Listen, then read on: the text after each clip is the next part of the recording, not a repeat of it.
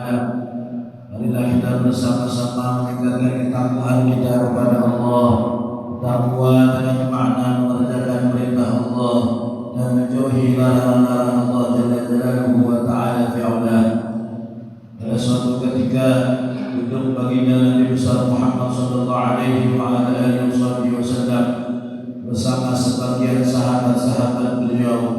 Tidak lama masuk seorang pemuda ke dalam masjid dan dia pun langsung melaksanakan sholat. Sholatnya diperhatikan oleh baginda Rasulullah sallallahu alaihi wa alihi wasallam. Setelah pemuda tadi melaksanakan sholatnya, dia pun beranjak untuk ingin duduk bergabung bersama Rasulullah dan sebagian para sahabatnya. Dia pun mengucapkan salam kepada Nabi dan dijawab salam oleh Rasulullah. Akan tetapi ketika pemuda tadi hendak duduk dengan Nabi berkata kepada pemuda tersebut, "Wahai pemuda, sholli fa innaka lam tusalli." Wahai pemuda, salatlah kamu, sesungguhnya kamu tadi belumlah melaksanakan salat. Dalam keadaan bingung pemuda tersebut karena secara jelas dia telah melaksanakan salat. Namun kenapa Nabi mengatakan dia belumlah salat? Akan tetapi melaksanakan perintah Rasul, dia pun kembali ke tempatnya dan melaksanakan sholat sebagaimana sebelumnya. Dan diperhatikan lagi oleh baginda Rasulullah sallallahu alaihi wa alihi wasallam. Setelah selesai dia melaksanakan sholat, dia pun kembali beranjak untuk mendatangi Rasulullah dan sebagian para sahabatnya. Namun ketika dia ingin duduk kembali, Nabi mengatakan, "Wahai pemuda, sholli fa innaka lam tusalli." Salatlah kamu, sesungguhnya kamu tadi belumlah melaksanakan salat. Kemudian salat kembali pemuda tersebut sampai dia selesai dan kembali ingin mendatangi Rasulullah. Di saat dia ingin duduk dan untuk kesekian kalinya Nabi mengatakan, "Sholli fa innaka lam tusalli." Salatlah wahai pemuda, sesungguhnya kamu tadi belumlah melaksanakan salat. Akhirnya pemuda tersebut membalikan diri untuk berkata kepada Rasulullah, "Ya Rasulullah, seandainya engkau perintahkan saya berulang kali lagi untuk melaksanakan salat, maka tidaklah kamu melihat perbuatan salat saya kecuali sama seperti perbuatan yang sebelumnya. Apabila ada kesalahan di dalam salat saya, maka mohon beritahu saya ya Rasulullah, di mana letak kesalahan saya." Maka mulailah Nabi besar Muhammad sallallahu alaihi wasallam mengajarkan kepada pemuda tersebut. Nabi bersabda, "Idza qumta ila sholati fakabbir, thumma qra' ma tayassara ma'aka min al-Qur'an, thumma irka' hatta tatma'inna raki'an, thumma irfa' hatta ta'tadila qa'iman, thumma isjud hatta tatma'inna sajidan, thumma irfa' hatta tatma'inna jalisan, thumma isjud hatta tatma'inna sajidan, thumma fa'al dzalika fi sholatika kulliha." Yang artinya, apabila engkau ingin melaksanakan sholat, maka bertakbirlah kamu takbiratul ihram, kemudian bacalah surah Al-Fatihah. Setelah itu kamu ruku dan jangan lupa tumaninah di dalam ruku. Kemudian setelah ruku bangkitlah untuk i'tidal dan juga tumaninahnya. Kemudian turun untuk melaksanakan sujud yang pertama, kembali jangan lupa bersama dengan tumaninahnya. Kemudian bangkit untuk duduk antara dua sujud beserta tumaninah. Kemudian sujudkan lagi untuk yang kedua kalinya serta dengan tumaninahnya. Maka kerjakanlah yang seperti itu di rakaat-rakaat yang selanjutnya. Hadirin jamaah Jumat yang dirahmati oleh Allah, hadis yang barusan kita dengarkan dikenal oleh para ulama hadis dengan sebutan hadis musii'us shalah, hadis orang yang salah di dalam sholatnya. Ketika diteliti oleh para ulama kita, ternyata kesalahan pemuda tersebut adalah dia sholat akan tetapi banyak ketinggalan tumaninah di dalam sholatnya. Padahal tumaninah adalah salah satu rukun di dalam pekerjaan sholat. Yang perlu kita garis bawahi adalah ucapan baginda Rasulullah SAW kepada pemuda tersebut. Nabi berkata, "Sholli fa innaka lam tusalli." Salatlah kamu, sesungguhnya kamu belumlah melaksanakan salat. Artinya, apabila ada orang melaksanakan salat namun ternyata ada kesalahan di dalam salatnya sehingga menyebabkan salatnya tidak sah, maka sama halnya orang tersebut tidak melaksanakan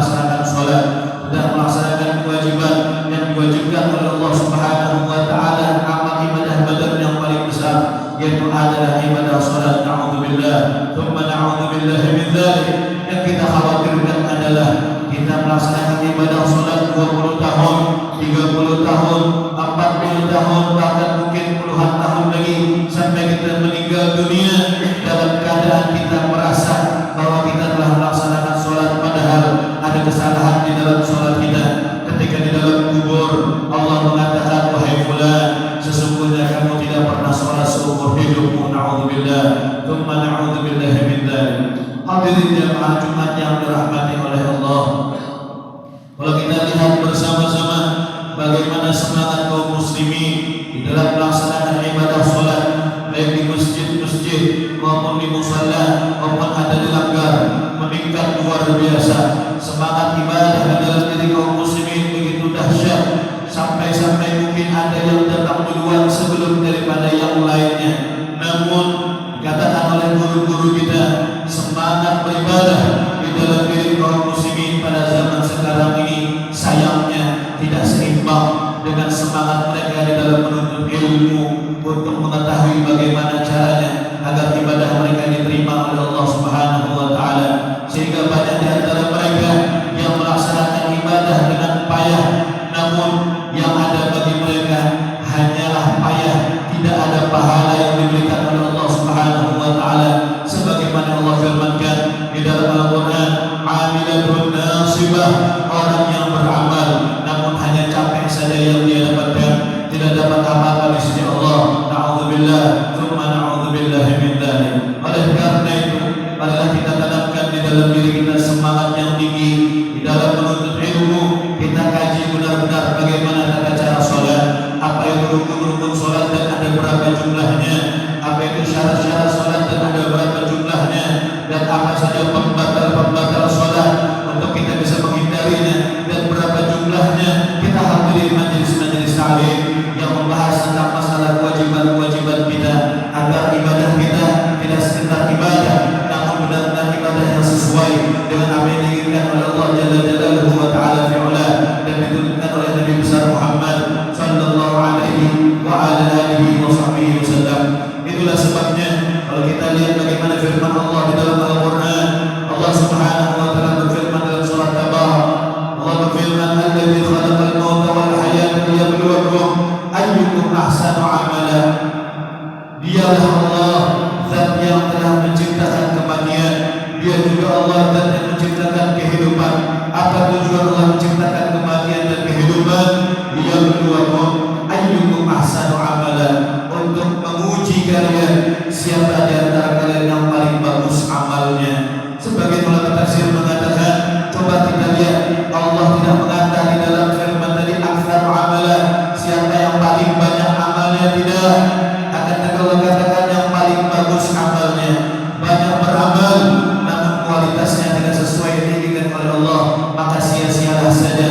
Namun sedikit beramal kemudian dia sibukkan dengan menuntut ilmu, sehingga amal yang sedikit tadi benar-benar diterima oleh Allah, itulah yang paling benar.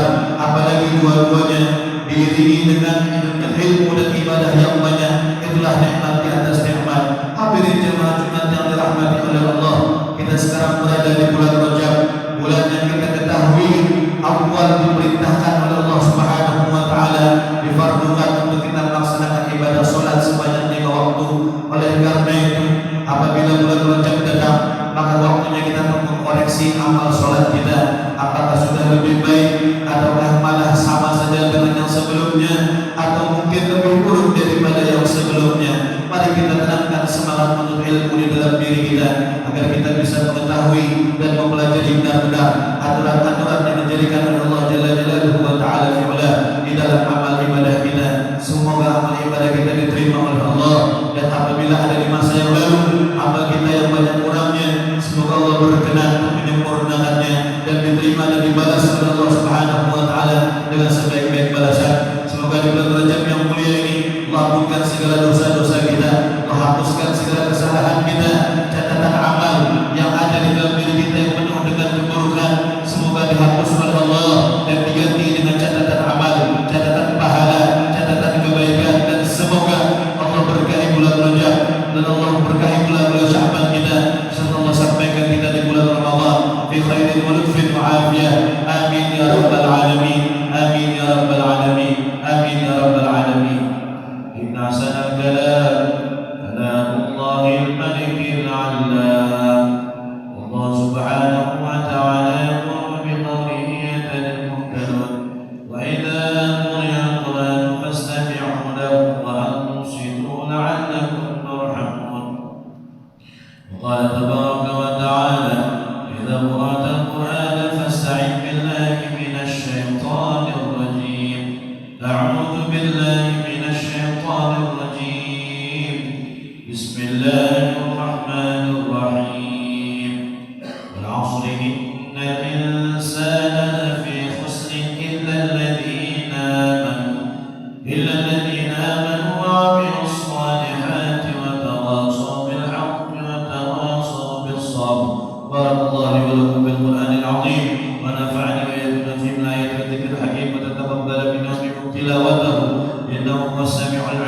أقول قولي هذا فاستغفر الله العظيم لي ولكم ولوالدينا ولوالديكم ولسائر المسلمين فاستغفروه إنه هو الغفور الرحيم. اللهم صل وسلم وزد وكرم وأنعم وتفضل وبارك بجلالك وكمالك على أشرف عبادك سيدنا ومولانا محمد وعن كل صحابة رسول الله أجمعين.